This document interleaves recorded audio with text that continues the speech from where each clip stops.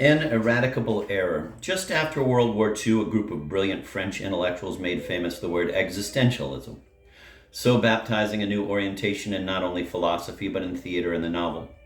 As theoretician of his own theater pieces, Sartre, with his great flair for phrase-making, proclaimed the, quote, theater of situations, end of quote, as opposed to the, quote, theater of characters, end of quote. Our goal, he explained in 1946, is, quote, to explore all the situations most common to human experience, end of quote. The situations that illuminate the major aspects of the human condition.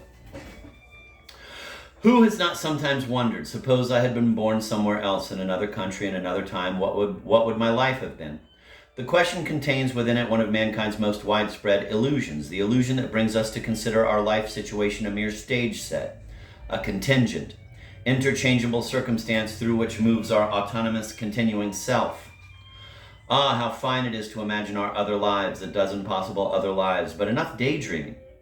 We are all hopelessly riveted to the date and place of our birth. Our self is inconceivable outside the particular, unique situation of our life.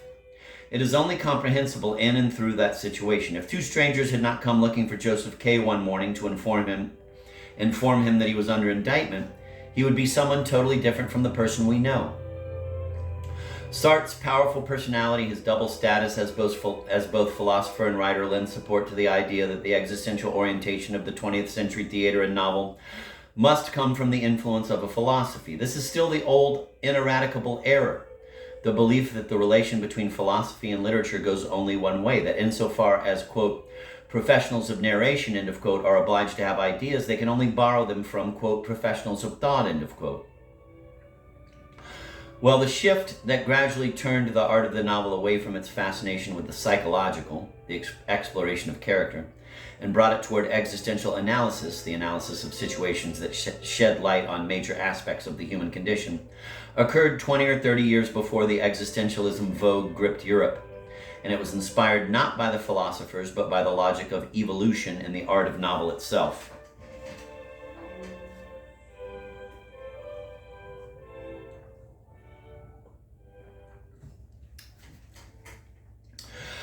Situations. Franz Kafka's three novels are three variants of the same situation, man in conflict, not with another man, but with a world transformed into an enormous administration. In the first book, written in 1912, the man is called Karl Rossmann and the world is America. In the second, 1917, the man is called Joseph K. and the world is a huge tribunal indicting him. In the third, 1922, the man is called K. and the world is a village dominated by a castle.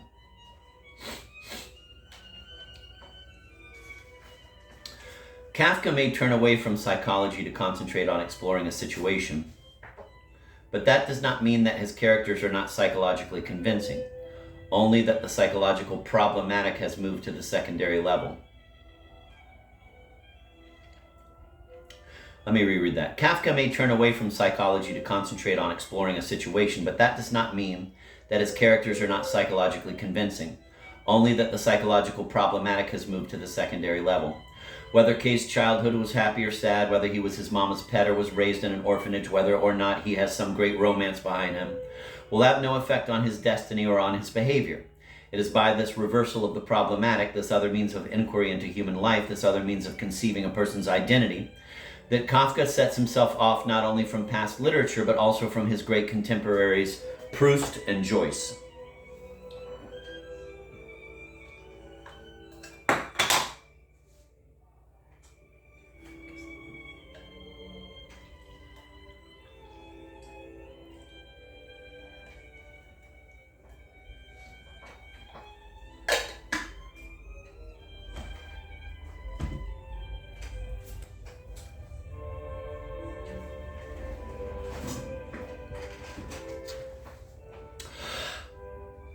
Quote, the gnosiologic novel instead of the psychological novel, end of quote, wrote Brock in a letter explicating the poetics of the Sleepwalkers written between 1929 and 1932.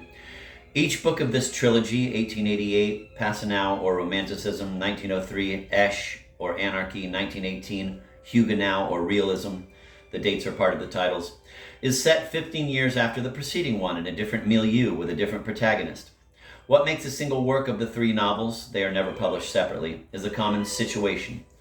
the supra-individual situation of the historical process that Brock calls the degradation of values, in face of which each protagonist works out his own attitude. First Passanao, faithful to the values which are on the point of disappearing before his very eyes. Then Ash, obsessed by the need for values but no longer sure how to recognize them. Finally, Huguenot, who adapts perfectly to a world deserted by values. I feel somewhat embarrassed mentioning Jaroslav Hasek among these writers whom, in my personal history of the novel, in my quote, personal history of the novel, end of quote, I see as the founders of the novel's modernism, because Hasek never gave a hoot whether he was modern or not. He was a popular writer in the old sense, a writer hobo, a writer adventurer, who scorned the literary world and was scorned by it, author of a single novel which instantly found a very large audience throughout the world. That said, it seems all the more remarkable that his Good Soldier Schweik, written between 1920 and 1923, should reflect the same aesthetic leanings as Kafka's novels. The two writers did live in the same city over the same years, or as Brach's.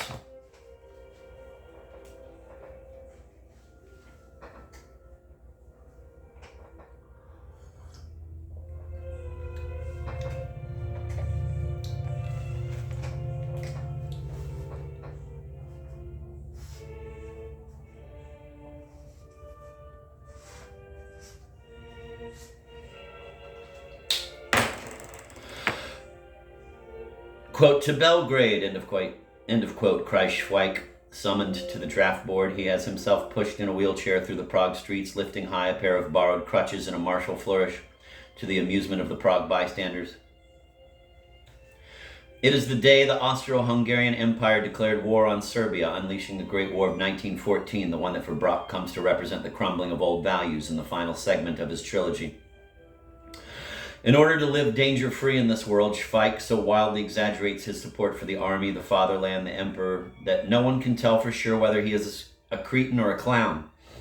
Nor does Hasek tell us. We will never know what Schweik is thinking as he spouts his conformist. We will never know what Schweik is thinking as he spouts his conformist idiocies. And it is precisely because we do not know that he fascinates us. On Prague beer hall posters, he is always shown as short and round. But it was the book's famous illustrator who imagined him that way. Hasek never said a word about Schweik's physical appearance. Jesus. We don't know what sort of family he came from. We never see him with a woman. Does he do without? Does he keep them secret? No answers. But what's more interesting is, no questions. What I mean is, we don't care in the slightest whether Schweik likes women or doesn't. Here we are seeing a quiet but radical shift in aesthetics, the idea that for a character to be lifelike, strong, artistically successful, a writer need not supply all the possible data on him. There is no need to make us believe he is as real as you and I. For him to be strong and unforgettable, it is enough that he fills the whole space of the situation the novelist has created for him. In this new aesthetic climate, the novelist occasionally even decides to remind the reader that nothing he is telling is real, that everything is his invention, like Fellini at the end of his film And the Ship Sails On, where he shows us all the backstage areas and the mechanics of his theater of illusion. What only the novel can say. The action of The Man Without Qualities takes place in Vienna, but as I recall, that name comes up only 2 or 3 times in the course of the novel. Like the word London in Fielding, the Vienna topography is not mentioned and is even less described. And what is the unnamed city where the very important encounter occurs between Ulrich and his sister Agatha? You couldn't know this. The city is called Brno in Czech, Brunn in German. I recognize it readily from a few details because I was born there. No sooner do I say that than I scold myself for going against Musil's intention. Intention? What intention? Did he have something to hide? Not at all. His intention was purely aesthetic, to concentrate only on the essential, not to draw the reader's attention off to unimportant geographical considerations. The sense of modernism is often seen in the determination of each of the arts to come as close as possible to its own particular nature, its essence.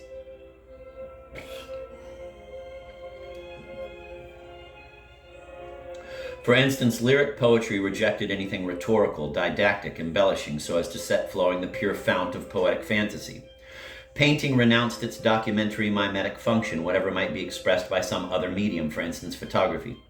And the novel, it too refuses to exist as illustration of an historical era, as description of a society, as defense of an ideology, and instead puts itself exclusively at the service of, quote, what only the novel can say, end of quote. I recall the short story Sheep by Kenzaburo O, written in 1958. Onto an evening bus full of Japanese riders climbs a band of drunken soldiers from a foreign army. They set about terrorizing a passenger, a student. They force him to take off his pants and show his bare bottom. The student hears muffled laughter all around him, but the soldiers are not satisfied with this lone victim. They force half the other passengers to drop their trousers as well. The bus stops, the soldiers get off, and the trouserless people pull their clothes back on. The other passengers wake out of their passive state and insist that the humiliated fellows must go to the police and report the foreign soldiers' behavior. One rider, a school teacher, sets about hounding the student. He follows him off the bus, walks him to his house, demands his name to publicize his humiliation and condemn the foreigners. The whole thing ends in a burst of hatred between the two. A magnificent story of cowardice, shame, sadistic indecency, passing itself off as love for justice. But I mention the story only to ask, who are those foreign soldiers? They must be Americans who were occupying Japan after the war. The author does explicitly call the other passengers Japanese, so why does he not specify the nationality of the soldiers? Political censorship? A matter of style? No, suppose that throughout the story the Japanese passengers were facing American soldiers. The powerful effect of using that single word, explicitly pronounced, would reduce the story to a political tract, to an accusation against the occupying forces. Just foregoing that one adjective was enough for the political aspect to recede into dim shadow.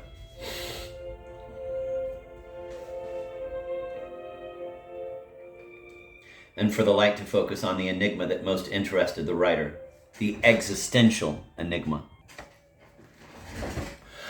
Because history, with its agitations, its wars, its revolutions and counter-revolutions, its national humiliations, does not interest the novelist for itself. As a subject to paint, to denounce, to interpret, the novelist is not a valet to historians. History may fascinate him, but because it is a kind of searchlight circling around human existence and throwing light onto it, onto its unexpected possibilities, which, in peaceable times when history stands still, do not come to the fore but remain unseen and unknown.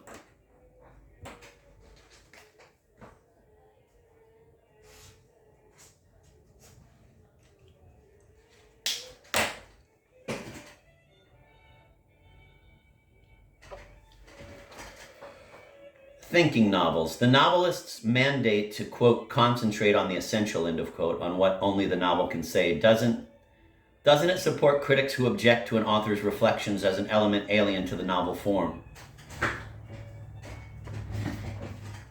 Indeed, if a novelist utilizes means that are not proper to him, that belong more to the scholar or the philosopher, is that not the sign of his inability to be fully a novelist and nothing but the sign of his artistic weakness? And moreover, don't meditative interpolations risk transforming the character's actions into mere illustration of the author's theses? And again, doesn't the art of the novel, with its feel for the relativity of human truths, require that the author's opinions stay out of sight, and that all thinking be left to the reader alone?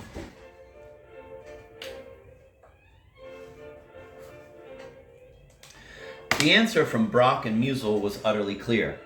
They flung the doors wide and brought thinking into the novel as no one had ever done before.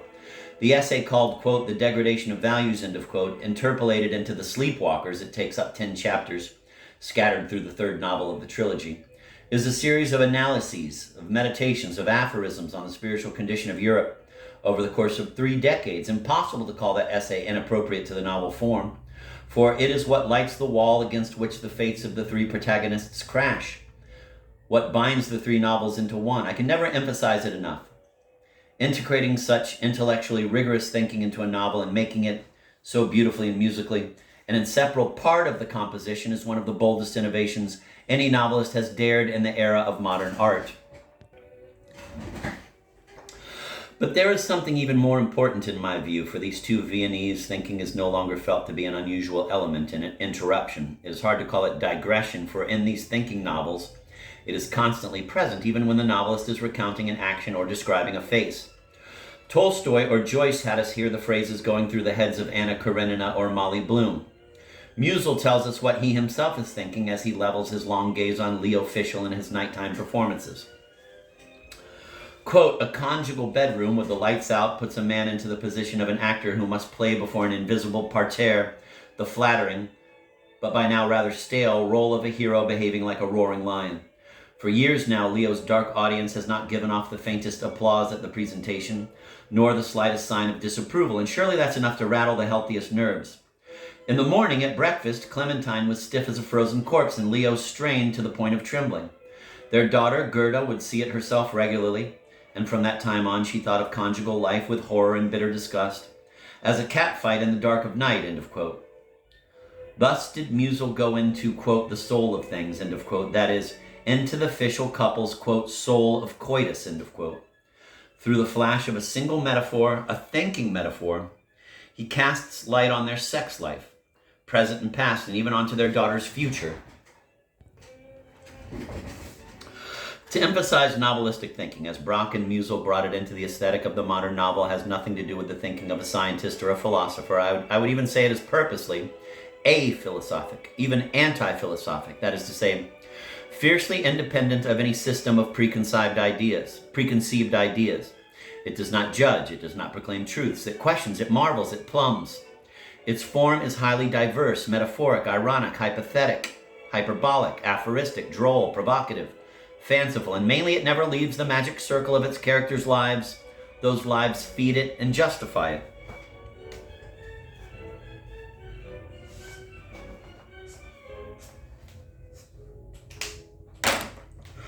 Ulrich is in Count Leinsdorf's ministerial office on the day of a major demonstration. A demonstration against what? The information is provided, but it is secondary. What matters is the phenomenon of the demonstration in itself.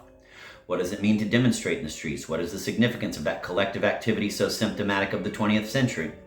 In stupefaction, Ulrich watches the demonstrators from the window as they reach the foot of the palace. Their faces turn up, turn furious. The men brandish their walking sticks, but, quote, a few steps farther, at a bend where the demonstration seemed to scatter into the wings, most of them were already dropping their grease paint. It would be absurd to keep up the menacing looks when there were no more spectators, end of quote. In the light of that metaphor, the demonstrators are not men in a rage, they are actors performing rage. As soon as the performance is over, they are quick to drop their grease paint. Later, in the 1960s, philosophers would talk about the modern world in which everything had turned into spectacle. Demonstrations, wars, and even love. Through his, quote, quick and sagacious penetration, Fielding, Musil had already long ago discerned the society of spectacle. The man without qualities is a matchless existential encyclopedia about its century. When I feel like rereading this book, I usually open it at random, at any page, without worrying what comes before and what follows, even if there is story there. It proceeds slowly, quietly, without seeking to attract attention. Each chapter in itself is a surprise, a discovery. The omnipresence of thinking in no way deprives the novel of its nature as a novel. It has enriched its form and immensely broadened the realm of what only the novel can discover and say.